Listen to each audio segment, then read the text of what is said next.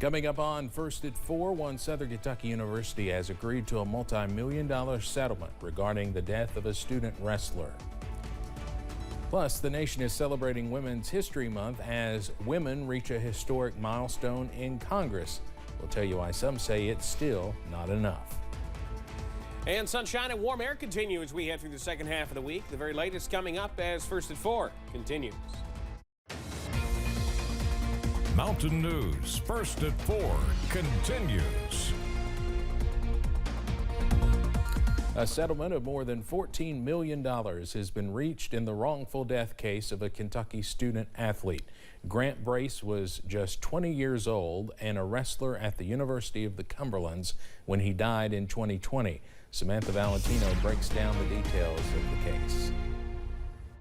According to a lawsuit filed by Brace's family, members of the wrestling team coaching staff failed to protect the student athletes on the team, ultimately resulting in Grant Brace's death. Because he was on Adderall for his ADHD, Brace required extra hydration, especially during athletic activities. The lawsuit claims he and his family were assured appropriate accommodations would be made. On August 31st, 2020, the wrestling coaches forced the team to participate in a punishment practice on the Punishment Hill. Each wrestler had to sprint up and down a steep hill 7 times. Brace later laid on the wrestling room floor, begging for water, saying, quote, "I need water, somebody help me," and quote, "I feel like I'm going to die." Coaches told other athletes not to help him, insisting Brace needed to get the water himself. The suit says Brace's mental condition continued to deteriorate, consistent with signs of heat stroke, as he began uttering nonsensical statements and charged at a member of the team. Coaches then screamed at Grant to get out, and he fled from the wrestling room. He made several failed attempts to find water before ultimately collapsing and dying of untreated exertional heat stroke. The suit claims it was at least 45 minutes before coaches began looking for Grant, but it was too late. He was found dead with his hands clasping into the grass and soil. Then head coach of the team, Jordan Countryman, and assistant coach Jake Sinkovics are accused of gross negligence and intentional infliction of emotional distress, among other things. In a statement, University of the Cumberland's Chancellor Jerry Jackson said, quote, "We sincerely hope that resolving this matter early in the legal process will offer the Brace family a measure of peace and healing." As part of the settlement, the University of the Cumberlands agreed to implement the Brace protocol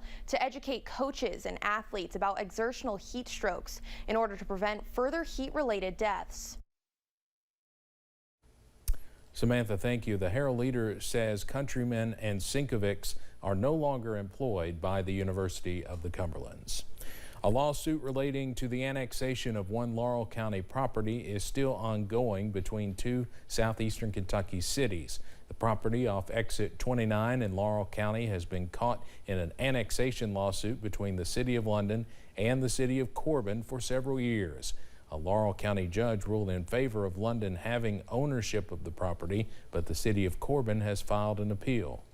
We'll get a decision in the appellate court, and truly we believe that we will prevail in the appellate level because, you know, I just find it hard to believe that they would uphold one governmental entity going on top of another's and benefiting from that investment.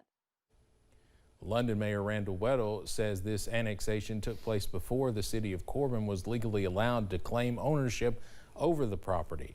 We'll have more about this coming up tonight at 6. The Mountain Arts Center in Prestonsburg is partnering with Diversified Energy, focused on powering arts and education in the region. A ceremony today renamed one part of the center. The educational section of the MAC, which includes the band room and the conference learning space, is now the Diversified Energy Education Wing. The sponsorship comes with $75,000 in financial contributions from the company during the next 3 years, which representatives say is all about expanding opportunities. Through this partnership, we've already been able to expand our educational offerings in the evenings and on the weekends. We've already been able to purchase some different instruments that folks have not been able to expose to around here. 2 learning spaces in the wing were also dedicated during the announcement. You'll hear more about those coming up tonight at 6. The GOP-led General Assembly did not take up Governor Andy Beshear's proposal to provide teachers with a 5% raise. Last year, lawmakers gave all state employees except teachers raises. It's become a major point of contention in the debate involving recruitment and retention in education. Laura Hartke is an educator and part of Kentucky 120 United. She says this legislative session started out with a lot of promise and hope for teachers, but throughout the course of an almost 30-day session, she believes it has fallen short. It's nice to see them take an interest in solving the teacher shortage, but I'm really not sure I've seen anything that does. There are 2 days left for lawmakers to make moves. House Bill 319 is still awaiting final passage in the Senate. That measure focuses more on filling holes and gaps in staffing by removing licensure hurdles and less to do with keeping current educators. We'll have more about this later tonight. It has been a beautiful first day of spring out there. The official vernal equinox time here in less than an hour now, 5:24 p.m. And in many ways, it doesn't feel like it outside. Here's the view from UVA-wise. Not a cloud in the sky, 43 the current reading, and plenty of sunshine out there. One of our cooler spots UVA-wise. Everybody else, middle and upper 40s, even low 50s. How about 50 now in Harlan and Williamsburg as well? Middlesboro's at 50 and Manchester is at 52. Even Moorhead is at 50 and Irvin at 51. So we're not too far away from average, but still not quite there yet.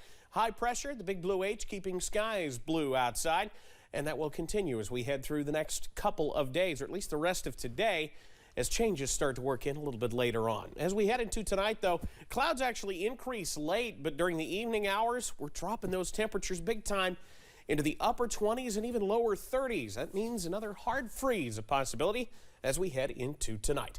I'll have the very latest on when we could see a return to some milder air in a few minutes. Steve? All right, Evan, thank you. The nation celebrates Women's History Month as female lawmakers achieve a historic win on Capitol Hill. WYMT Washington News Bureau reporter Jamie Bittner speaks to the women making firsts about the work that still needs to be done. There are now more women serving in Congress than ever before in U.S. history, but still, women are highly underrepresented.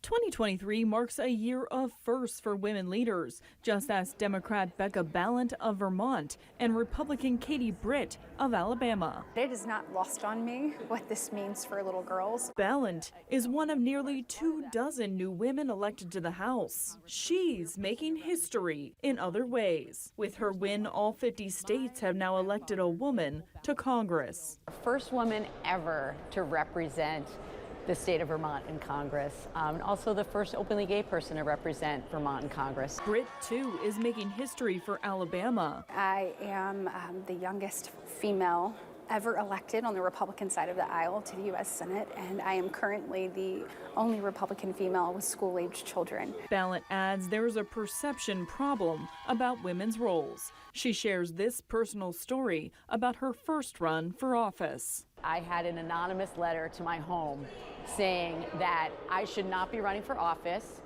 that I was a mom, and that I had my priorities all wrong, and that my kids would never forgive me, essentially.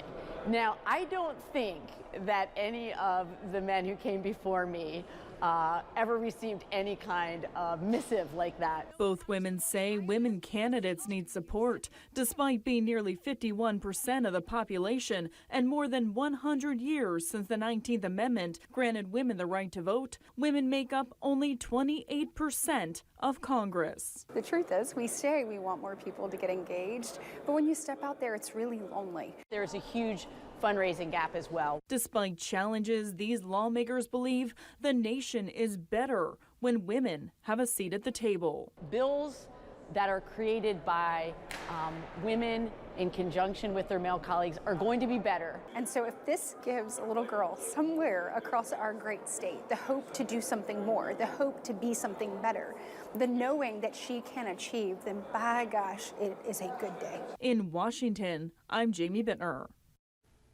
The Center for American Women and Politics reports women claim 150 of the 535 seats in Congress. 107 are Democrats, 42 are Republicans, and 1 is an independent. An American aid worker who was held hostage for the past 6 years in West Africa is now free. President Biden's National Security Advisor Jake Sullivan tweeted the good news today. Terrorists kidnapped Jeff Woodkey from his home in Niger in 2016. The West African country helped facilitate Woodkey's release. A senior administration official says the U.S. did not pay any ransom. No word on which specific group held Woodkey. Terror groups linked to al-Qaeda and ISIS have been active in Niger for years. Woodkey is now being offered support and transportation to wherever he wants to go. Coming up on First at 4, the cost of living has gone up significantly during the pandemic, and that's made life very difficult for low-wage workers. Plus, sunshine continues to start tomorrow before showers creep back into the forecast. Those details after this. WYMT News app offers alerts on breaking stories